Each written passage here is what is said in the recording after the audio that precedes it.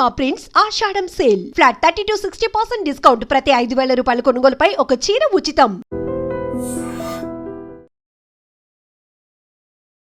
2021 సంవత్సరం ఏప్రిల్ 15వ తేదీన ఒక దారుణమైన ఘటన విశాఖ జిల్లాలో జరిగినప్పటికీ రాష్ట్రాన్ని వణికించేసినటువంటి హత్య నేర ఘటన.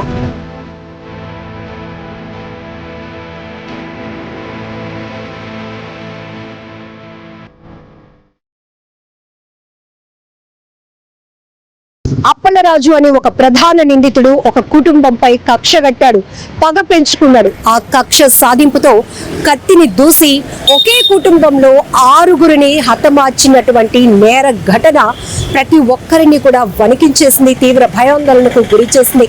సరిగ్గా కరోనా టైం అది. ఆ సమయంలో తీవ్ర సంచలనం రేపినటువంటి ఈ 6గురుకు సంబంధించినటువంటి హత్యకు సంబంధించి ఇప్పుడు విశాఖ జిల్లా కోర్టు సంచలనమైన తీర్పునిచ్చింది.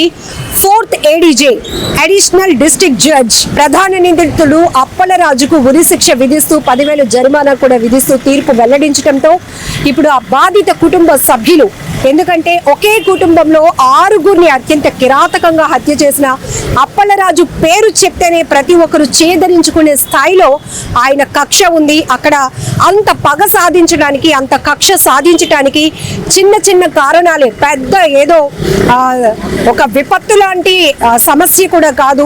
వాళ్ళ మధ్యలో, కుటుంబాల మధ్యలో జరిగిన భూ తగాదా కావచ్చు, అలాగని దాని నుంచి వచ్చినటువంటి ఒక మెసేజ్ ఏదైతే ఉందో, ఈ ప్రధాన నిందితుడు అప్పలరాజు కూతురికి ఇప్పుడు ఎవరైతే ఈ కుటుంబంలో మొత్తం తండ్రిని, అత్తని, భార్యని, 2 నెలల పాపని, 6 నెలల పాపని, 2.5 సంవత్సరాల బాబుని, చిన్న అత్తని, మొత్తం 6గురిని కోల్పోయినటువంటి వ్యక్తి అమ్మిడి విజయ్ కుమార్ ఉన్నారు. ఆయన ఏదో వాట్సాప్ లో మెసేజ్ పంపించారు, దాంతోనే ఆయన పగ పెంచుకున్నాడు. ఎవరు లేని సమయంలో, అంటే ఈ విజయ్ కుమార్ ఇక్కడ ఉండటం లేదు అని గ్రహించినటువంటి ఈ అప్పలరాజు ఆ బమ్మిడి రమణ, అంటే విజయ్ కుమార్ వాళ్ళ తండ్రి ఉంటున్నటువంటి ఇంటికి వెళ్ళి కత్తితో అతి కిరాతకంగా పసి పిల్లలు, పాలు తాగే పిల్లలు అని కూడా ఆలోచన చేయకుండా 6 నెలల పాప నిషిత నుంచి 2.5 సంవత్సరాల ఉదయ్, అలాగే ఉషారాణి 35 years, అలాగే రమాదేవి, అరుణ, బమ్మిడి రమణ అనే 63 సంవత్సరాల పెద్దాయిని మొత్తం ఒక కత్తితో ఓచకోత చేసినట్టుగా అందరినీ నరికి పడేసినటువంటి దారుణమైన ఘటనకు సంబంధించి 4 ఏళ్ల తర్వాత 4th ADJ సెన్సేషనల్ తీర్పును వెల్లడించారు. ఈ ప్రధాన నిందితుడు అప్పలరాజుకైతే ఉరిశిక్ష విధిస్తూ ఇచ్చినటువంటి తీర్పు పట్ల కుటుంబ సభ్యులంతా ఆనందం వ్యక్తం చేస్తున్నారు.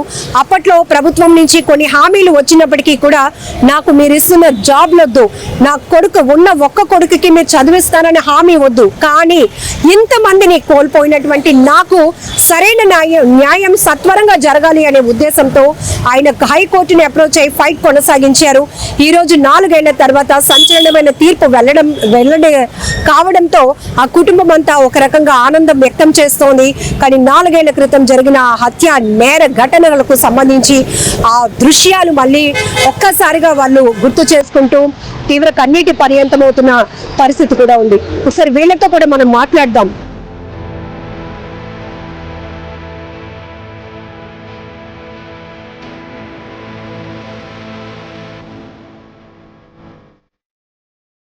సంచలనమైన తీర్పు వెల్లడించింది. ఆ తీర్పుకు సంబంధించి డీటెయిల్స్ చేసుకుందాం. పీపీ గారు మనతో పాటు ఉన్నారు. సార్, 4 ఏళ్లలో ఈ తీర్పు చూడొచ్చు. సో కేసు ఎట్లా?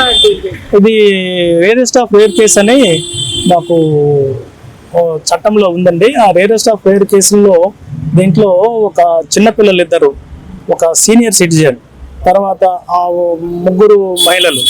సో ఇది రేరెస్ట్ ఆఫ్ రేర్ కేసు కిందకి వస్తుంది కాబట్టి దీంట్లో డెత్ పెనాల్టీ ఇవ్వాలని చెప్పి కోర్టు వారిని కోరడమైనది. ప్రాసిక్యూషన్ వారి తాలూకా ఆర్గ్యుమెంట్ సాటిస్ఫై అయిన తర్వాత అవును ఇది రేరెస్ట్ ఆఫ్ రేర్ కేసు కిందకు వస్తుందని భావించి ముద్దాయికి మరణదండన విధించడం జరిగింది. సార్, అప్పలరాజులో ఏమైనా నేను చాలా క్షమించరాని నేరం చేశాను అలాంటి పశ్చాత్తాపం ఏమైనా? అలాంటి రిమోర్స్ ఆయన దగ్గర ఏం లేదండి. ఆయన మొదటి నుంచి మేము ఆర్గ్యుమెంట్ లో కూడా ఇదే చెప్పుకొచ్చాం. ఆయనలో ఎటువంటి రిమోర్స్, పశ్చాత్తాపం ఆయనలో ఎటువంటి పరిస్థితులు లేదు. ఈవేళ కోర్టులో కూడాను తీర్పు చెప్పినప్పుడు కూడా ఎటువంటి పశ్చాత్తాపం ఆయనలో కనిపించలేదు. ఇంత దారుణంగా పసిపిల్లని కూడా చూడకుండా పాలు తాగే వయసులో ఉన్న పసి పాప నుంచి మీరు చెప్పినట్టు సీనియర్ సిటిజన్ 63 ఏళ్ల బొమ్మిడి రమణ వరకు, అలాగే 3 మహిళలు, మొత్తం 6గురిని ఒకే కుటుంబంలో ఒక కత్తితో విచక్షణ రహితంగా దాడి చేసినటువంటి వ్యక్తి. కారణం ఏం చెప్పాడు సార్? ఎందుకు ఆయన పగ, ఎందుకు ఆ కక్ష? అది కక్షకి పెద్ద బలమైన కారణం అంటూ ఏం కనిపించలేదండి. అది ఇక్కడ ఈ మొదటి చనిపోయినటువంటి ఉషారాణి భర్త వాళ్ళ అమ్మాయికి ఏదో ఒక అనుచితమైన ఒక మెసేజ్ పంపించాడు సెల్లో అని చెప్పి కారణమని ప్రాసిక్యూషన్ కథనం అంతే. అప్పట్లో కూడా ఈ కేసు వచ్చినప్పుడు ఫాస్ట్ ట్రాక్ కోర్టు ద్వారా ఈ కేసుని ప్రత్యేకంగా డీల్ చేయాలి, ఇమీడియట్ గా అతనికి శిక్ష పడాలి అనేటటువంటి డిమాండ్ కూడా వెల్లువెత్తింది. ఈ నేపథ్యంలో 4 ఏళ్ల వ్యవధిలోనే ఈ శిక్షకు సంబంధించినటువంటి తీర్పు వెళ్లడం ఏం చెప్తారు? అంటే దీంట్లో చాలా మంది సాక్షులు ఉన్నారండి, దగ్గర 200 మంది సాక్షులు ఉన్నారు. ఇది ఫాస్ట్ ట్రాక్ కోర్టులో పెట్టుంటే అయి ఉండేది కానీ అంత ప్రత్యేకమైనటువంటి అవసరం అయితే లేదు. ప్రభుత్వం వారు కూడా దీనికి అంత అవసరం లేదని భావించిందేమో, మరి మాకైతే తెలియదు. మొత్తం మా కోర్టులో మేము తొందరగానే చేసామని మేము అనుకుంటున్నాం.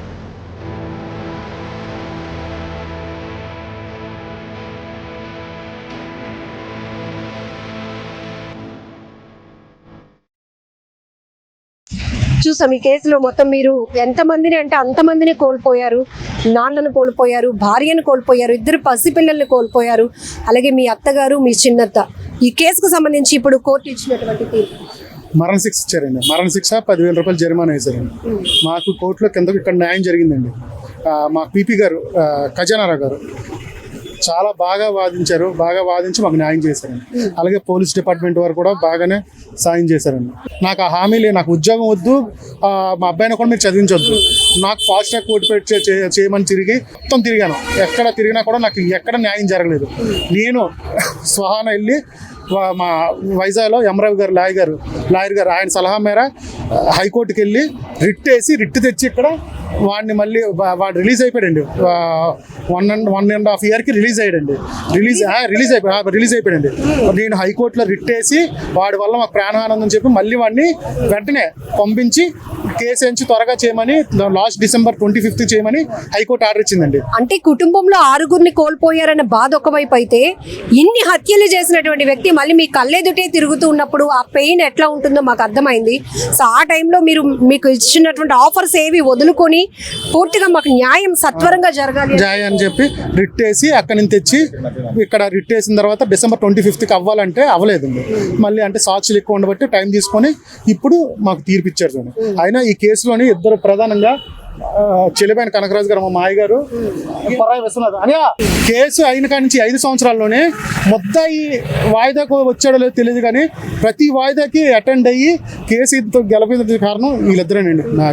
ఒకసారి ఫొటోస్ చూస్తే ఎంత బాధాకరమో, ఒక్కసారిగా జిల్లానే కాదు రాష్ట్రాన్ని కూడా వణికించినటువంటి అతి ఘోరమైన నేర ఘటన ఇది. ఇక్కడ కనపడుతున్నటువంటి ఆ వ్యక్తే ఈ అప్పలరాజు. ఒక మానవత కోణాన్ని మరిచి నేను కూడా ఒక మనిషిని అనే విచక్షణ కోల్పోయి అతి కిరాతకంగా ఇవి మీరు చూస్తే కూడా మీ గుండెలు గుబులు మంటాయి. బట్ ఈ పిల్లలు 6 నెలలు పాప అండి, ఇందులో చూపిద్దాం.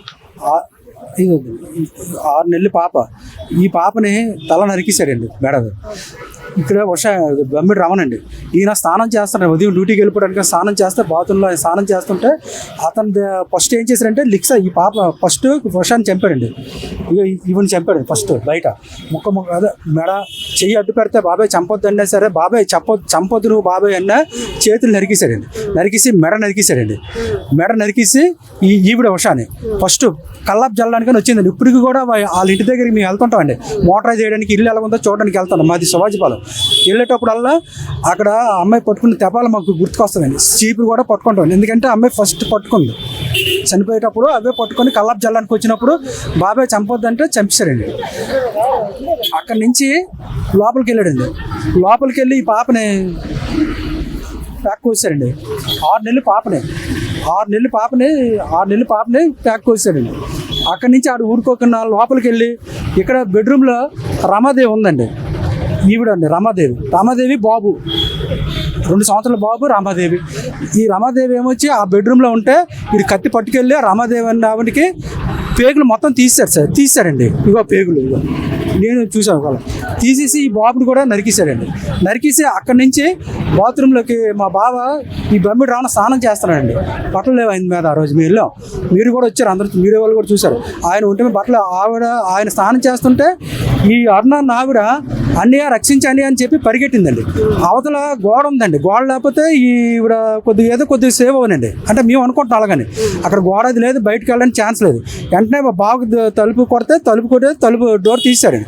తీసేటప్పటికి ఈడు అప్పలరాజు వెళ్ళండి మా బావని శుభ్రంగా నరికేశాడండి. కత్తిరి ఇలాగ ఇవ్వండి మా బావ ఇవ్వండి ఇలా నరికేస్తే ఆయన మీదే ఈ అరుణ కూడా పడిపోయి ఉందండి. అరుణ ఈమె కూడా మెడది నరికేసి చేతులు నరికేసి చిన్న విధంగా చేశారండి. బాత్రూంలో ఉన్నారండి. సైట్ నీకు ఇవ్వను, నువ్వు ఉండు లేదని వెళ్ళిపోనాడు. అప్పటికి మా మేనల్డ్ ఏంటంటే అదే ఊర్లోనూ యాక్చువల్గా మా సమాజం అక్కడికి వెళ్ళి స్థిరపడ్డాడండి. స్థిరపడి టైల్స్ పని చేసుకుంటే రోజుకి ఒక 20 మంది 15 మంది ఈ లేబర్ వచ్చారు. సొంతూరు విజయ్ది మా మేనల్డ్ సొంతూరు అక్కడికి కదండి, మా శివాజీపాలెం. మా అక్క చనిపోతే అక్కడికి వెళ్ళాడు. అక్కడ ఒక ఆవిడ మా బావగారు మ్యారేజ్ చేసుకుంటే అక్కడ సెటిల్ అయ్యారు. సెటిల్ అయితే వీళ్ళు ఏంటంటే ఎక్కడి నుంచో వచ్చి ఇక్కడేంటి ఈ విజయ్ దగ్గరికి ఉదయం సాయంత్రం లేబర్ వచ్చారండి. పనికి వచ్చి డబ్బులే తీసుకెళ్ళేవారు. అందరూ ఈయనతో తిరిగేవారు. ఈ రేటు ఇక్కడ ఎంతమంది ఉండడం, ఈయన దగ్గర ఎంతమంది అనేది కక్ష కొట్టుకున్నాడండి. కక్ష కొట్టుకొని మీరు ఈ ఊరు వదిలేసి వెళ్ళిపోయినా 2-3 సార్లు బెదిరించాడండి. మా వాడు వెళ్ళలేదు అంటే మేము ఎక్కడికి వెళ్ళిపోతాం, ఇల్లు అది అక్కడే కొనుక్కున్నాడండి.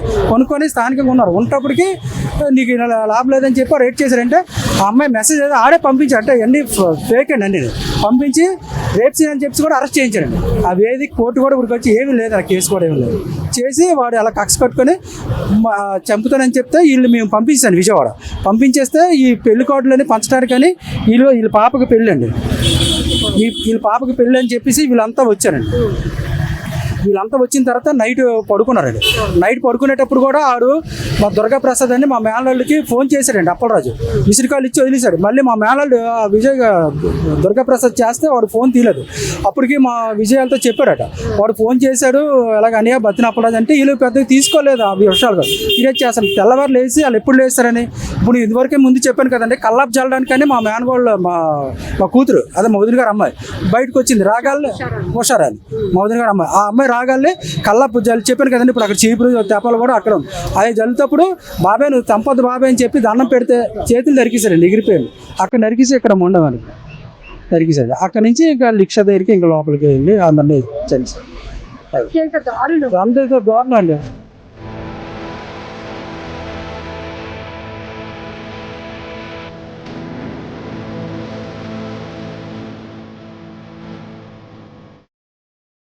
రమణ గారు మీ నాన్నగారు కదండి. మీ కుటుంబంలో మీరు ఈ 6గురిలో ఎవరెవరిని కోల్పోయారు? మా వదిన, మా నాన్నగారు, మా మేనగోళ్ళు, మేనల్లుడు, 2 మేనత్తలు అతి దారుణంగా చంపేశారు మేడం. మా అన్నయ్యకి ఇప్పుడు ఎవరు లేకుంటే ఒంటరి దిక్కు అయిపోయింది మేడం. వండి పెట్టిన వాళ్ళు కూడా లేరు. ఆ పిల్లల్ని కూడా ఆటో వేసుకొని కష్టపడి ఇంట్లో వండుకొని పిల్లల్ని స్కూల్కి పంపించుకుని పరిస్థితి చేశాడు మేడం. ఇంట్లో 6 దిక్కు లేకుంటే వాడికి మేము బాగుండడం చూడలేక వాడు అలా చేశాడు మేడం. మా చిన్నప్పటి నుంచి మా అమ్మమ్మలు మా పెద్దమ్మలే పెంచారు మేడం. పెంచుకోవాలని మా నాన్నగారికి పెళ్లి చేయడంతో ఆ ఊరు వెళ్ళాం మేము. వెళ్ళిన తర్వాత మా అన్నయ్యకి పెళ్ళి అయిన తర్వాత మేము బాగుండడం చూసి వాడు చూడలేక అతి క్రూరంగా చంపేశాడు. మా మేనత్తని మధ్యకి చీరేశారు మేడం. చీరేసి పేగులు బయటకు మేనగోడలు పేక కోసి మరి చంపారు. మేనల్లుడు అందరూ మా నాన్నగారిని అయితే మొక్కలు చేస్తారు మేడం. వాడికి ఈరోజు గురుశిక్ష పడింది. మాకు చాలా సంతోషంగా ఉంది. ఆ లాయర్ గారికి శతకోటి నమస్కారాలు పెట్టారు. మాకు చాలా మంచి చేశారు. మాకు ఈరోజు న్యాయం జరిగింది. ఆ రోజు న్యూస్ కవరేజ్లో మేము వచ్చాం. మీ వదిన వాకిట్లు కడగడానికి ముగ్గు వేయడానికి వెళ్ళి 5 గంటలకి వేరే ఊరు వెళ్ళి మా నానమ్మ వారి ఊరు వెళ్ళి కార్డు వేద్దామనేసి తొందరగా లేసారు మేడం. వచ్చి వాకిలి కడి ముగ్గు వేద్దామంటప్పటికి వాడు అలా చేశాడు మేడం. వద్దు బాబాయ్ అని చెప్పి నమస్కారం పెడుతుంటే వాడు చెయ్యి నరికేశాడు. మేము ఆ టైంలో అక్కడ లేం మేడం, రాజమండ్రిలో ఉన్నాం. మేము వచ్చేటప్పటికి ఇలా జరిగింది. అంత పగ ఏంటి? పాలు తాగే పసిపిల్ల అని మనం చూస్తేనే తెలుసు. వాడు ఇదే కాదు మేడం, ఇంతకు ముందు కూడా వేరే హత్య కూడా చేశాడండి మేడం. మేము ఇంత మేడం ఆ ఊరు వచ్చి మేము బాగుపడిపోయామని చూడలేక భూమి సమస్యలోనే మాకు ఇలా చేశాడు మేడం. వాడికి మాత్రం శిక్ష వెంటనే ఇప్పుడు హైకోర్టుకి వెళ్ళింది అంటున్నారు కాబట్టి వెళ్తుంది కాబట్టి వాడికి బేగా ఉరిశిక్ష పడేలా చూడాలి మేడం. సో ఇప్పుడు మనకి జిల్లా కోర్టులో ఈ తీర్పు వచ్చింది మేడం. అవును మేడం. ఇప్పుడు హైకోర్టుకి వెళ్తే అక్కడ పడుతుంది అంటున్నారు కానీ బేగా పడేలాగా చేయాలి మేడం గవర్నమెంట్. కానీ ఈ ఘటన జరిగినప్పుడు ఇప్పుడు ఎవరైతే బాధితుడు బమ్మిడి విజయ్ కుమార్ గారు ఉన్నారో, బమ్మిడి రమణ అని విజయ్ కుమార్ గారు వాళ్ళ తండ్రి, ఉషారాణి అని విజయ్ కుమార్ వాళ్ళ భార్య, అలాగే నిషిత 6 నెలల పాప విజయ్ వాళ్ళ పాప, అలానే ఉదయ్ నందన్ తను బాబు ఒక ఎన్ని ఇయర్స్ ఉంటాయి, 2.5 ఇయర్స్ ఉంటాయి విజయ్ వాళ్ళ బాబు, అలాగే విజయ్ వారి అత్త రమాదేవితో పాటు చిన్నత్త గారు అరుణ. మొత్తం ఒక వ్యక్తి ఒక దారుణమైన ఘటనలో 6గురిని కోల్పోయారంటే ఆ ఘటన నుంచి కోలుకోవడం కూడా చాలా చాలా బాధ. మీకు ఉద్యోగం ఇస్తామని, లేకపోతే పిల్లలు ఒక్కగానొక బాబు మిగిలాడు, తను చదివించే బాధ్యతలు తీసుకుంటామని ఎన్ని హామీలు ఇచ్చినా లేదు.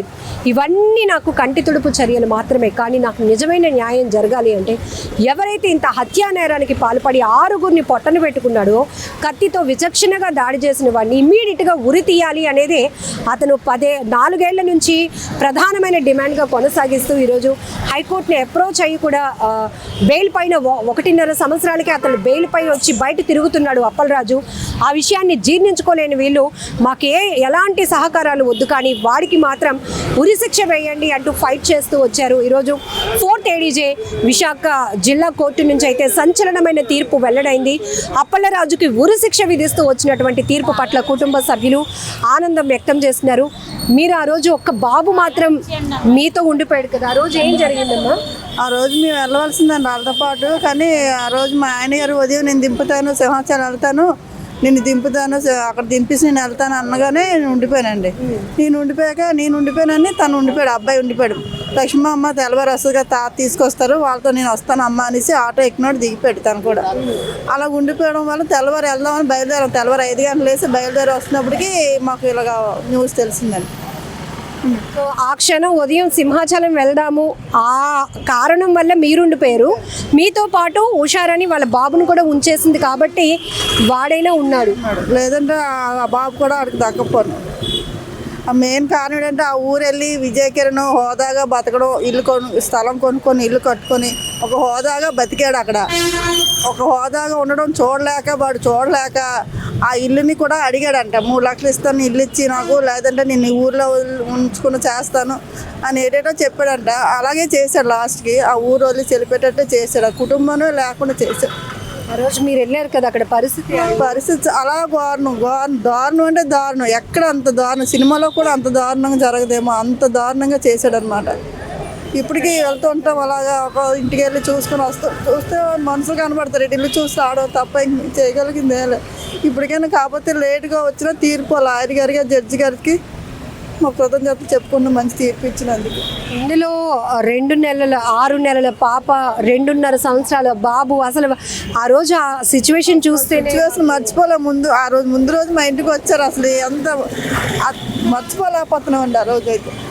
మా ఆయనగారు అయితే సంవత్సరం వరకు పిల్లల్ని ఎవరిని ఎత్తుకోరు. అలాంటిది ఆ పాపను ఎత్తుకొని ఆ రోజు ముద్దులాడి ఎంత దీనిగా అమ్మాయి పాపేటమ్మ ఎంత తెల్లగా వచ్చింది, ఏటి రాస్తామా అని ఆస్కలు కూడా ఆడారు. అలాంటిది ఆ రోజు మర్చిపోలేకపోతున్నానండి. ఆ చిన్న పిల్లడు అలా జరిగిపోయిందన్నమాట. ఆ రోజు ఆ పిల్లల్ని చూసి ఉండమని ఎంత బతిమలాడానో, ఉండండి ఒక్కరోజు ఉండండి అంటే ఉన్నారు కాదు. టాబ్లెట్లు తెచ్చుకోలేదు, షుగర్ టాబ్లెట్లు. రోజు ముందు పూట వరకు మీ దగ్గర ఈ టైం వరకు ఉన్నారు మా ఇంటి దగ్గర. ఈ టైం వరకు ఉండండి, ఒక్క రాత్రి ఉండండి, తెల్లవారులేసి అందరం వెళ్ళిపోదాం, అందరం కలిసి వెళ్దామని కానీ అన్నానండి. అంటే వచ్చాం టాబ్లెట్లు తెచ్చుకోవాలి, టాబ్లెట్లు వేసుకోవాలి, పిల్లలకి కూడా జ్వరం ఆక్సిజన్ అనేది పెట్టాలి అని ఉన్నారు కాదు. వెళ్ళిపోయారు. నన్ను కూడా వచ్చిమంటే సరే బయలుదేరిపోయి దిగి వచ్చుతుంటే మా ఆయనగారు అన్నారు, రేపు నేను సింహాచలం వెళ్తాను అంటే మా పాపన మా బాబు మా మనవడు వచ్చారనమాట. ఉగాది కదా పండగకు వస్తారు. వాళ్ళు ఉన్నారు కదా ఇంకా రైటు పిల్లడి గట్టి చిన్నపిల్లడు అనమాట. అప్పటికి బాబు ఏడిస్తే ఇబ్బంది అవుతుంది, నేను సింహాచలం దేపెడతాను, నేను వెళ్తాను సింహాచలం, నేను అక్కడ జొత్తాల్లో దింపేసి నేను అలాగే సింహాచలం వెళ్తాను, ఉండిపోయి లక్ష్మి అని అన్నారు. సరే అనేసి ఉండిపోయాను. నేను ఉండిపోయానని అబ్బాయి అమ్మ లక్ష్మమ్మ ఉంది కదా, లక్ష్మమ్మతో నేను తెల్లవారు తనే ఆ పిల్లడు అడిగాడు, మా అమ్మ వస్తుంది కదా, మా అమ్మతో నేను వస్తాను, నువ్వు వెళ్ళిపోండి అమ్మ, మా అమ్మ తాత దేపెడతారు కదా, తెల్లవారు నేను వస్తాను అనేసి అన్నాడు. సరే అని చెప్పేసి ఉంచి 20 రూపాయలు కొనుక్కోవడానికి డబ్బులు అడితే 20 రూపాయలు కూడా ఇచ్చింది వాళ్ళ అమ్మ రోజు. దారుణం అసలు ఎక్కడ కూడా జరగదు. మానవత్వం ఎంత నశించిపోద్దని మేము అసలు అనుకోలేదు. అది అసలు మూర్ఖుడు కాబట్టి నోరు లేని పిల్లలు ఎలాంటి దొంగలకైనా రౌడీలకైనా చిన్నపిల్లల్ని చూస్తే కొంచెం జాలి అనిపిస్తుంది. ఈడకి ఆ జాలి కూడా లేదు. ఈరోజు నా భార్య నా పిల్ల ఏమైపోద్ది అని అడుగుతున్నాడు. 5 నెలల పిల్లని నరికినప్పుడు ఆడికి భార్య ఆ పిల్లల మానవతం కనిపించలేదు. ఆడికి కోర్టులో అడుగుతున్నాడు జడ్జి గారిని. ఈరోజు ఆడికి భార్య పిల్ల గుర్తొచ్చింది ఆడికి. అలాంటి ఒక తల్లి కన్నా పిల్లలే కదా చిన్న పిల్లలు. 6 నెలలు 5 నెలల పిల్ల 5 నెలల పిల్ల 6 నెలల పిల్లని నరికినప్పుడు నీకు గుర్తు రాలేదా? నువ్వు అసలు ఇంతవరకు కోర్టు అసలు కాలయాపన చేశారు కదా. మీరేమంటే అనండి కానీ నాకు ఏ శిక్ష ఇచ్చినా పర్వాలేదు, కానీ ఆడికి ఈ శిక్ష కూడా నా దృష్టిలో అయితే మాత్రం తక్కువే.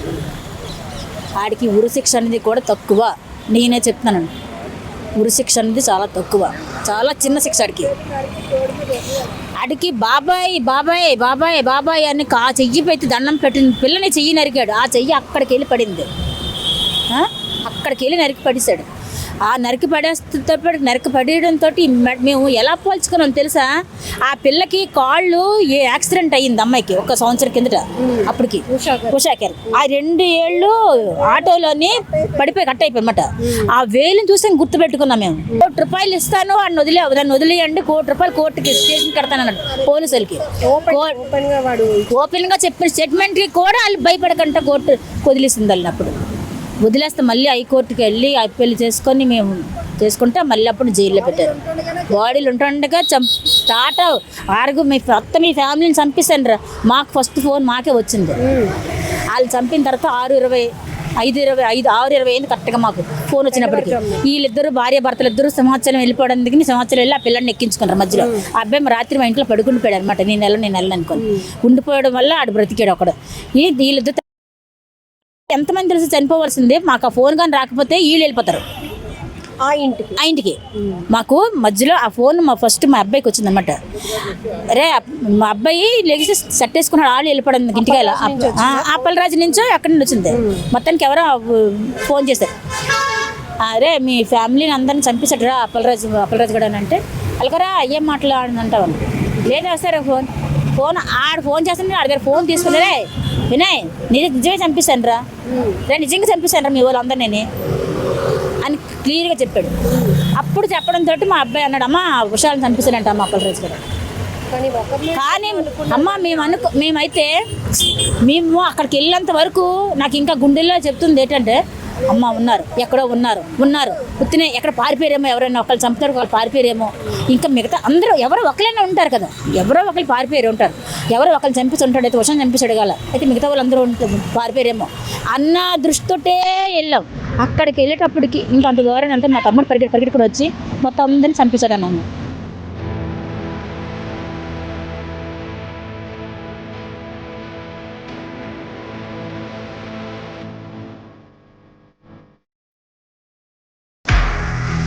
నిజంగా ప్రస్తుతం ఉన్నటువంటి సమాజం దేనికి ప్రయారిటీ ఇస్తుంది? ఆర్థిక సంబంధాల చుట్టూ మాత్రమే తిరుగుతుంది. మళ్ళీ ఎన్నికలంగానే చాలా విరక్తి కలుగుతాం.